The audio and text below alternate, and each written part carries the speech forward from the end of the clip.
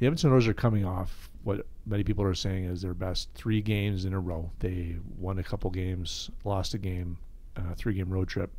Rob Tychkowski, you were there for all 3. And what's the difference between the team you saw and the ones we've been seeing before? Well, before, basically, everything was going wrong with that team. Like, they weren't getting offense, they weren't getting saves, special teams weren't clicking on either side of it. And it all just came together, and I think a lot of it is confidence. So much of sports is between the ears and how you're feeling about yourselves and how you're feeling about your teammates. And they got it rolling a little bit in Montreal. They always play well against Montreal. They always play well against Carey Price for some reason. So that was somewhat predictable. And then, the big one was Toronto. Like, they didn't have Austin Matthews, sure, but Edmonton thoroughly dominated that game. Didn't come away with the win. So at that point, you're thinking, okay, they're either going to sag because it's like, woe is me, we played this great game and we just, nothing's going to go our way. It all, so you're waiting to see what comes out against Columbus, and they were firing against the Blue Jackets. So I think a lot of it just has to do with, feeling a little bit better, and the fact that Connor McDavid is now closing in on 100% is monumental. He took control of that entire road trip, pretty much 6 points, and the team, he lifts the ships around him when he's playing that well. Because he's been sick, hasn't he, for the last it seems like forever, but at least for the last month he's been skipping practices, skipping skates. Had he lost some weight?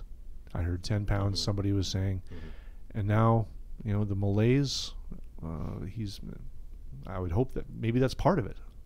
Yeah, he's back to being a next level player. And he was really sick with the flu, and then because he was weakened by that, he caught the other thing that was going through the room, and he spent the better part of a month just, feeling gross and weak and tired, and he looked kind of sickly, just by looking at him. He's gaunt and everything, and now, and it showed in his play. He was all right, credit to him for trying to battle through it, but Connor McDavid at 75% is really good, but Connor McDavid at 95 to 100% is what we're seeing right now, and that's a big reason why the Oilers are maybe turning the corner. We'll see.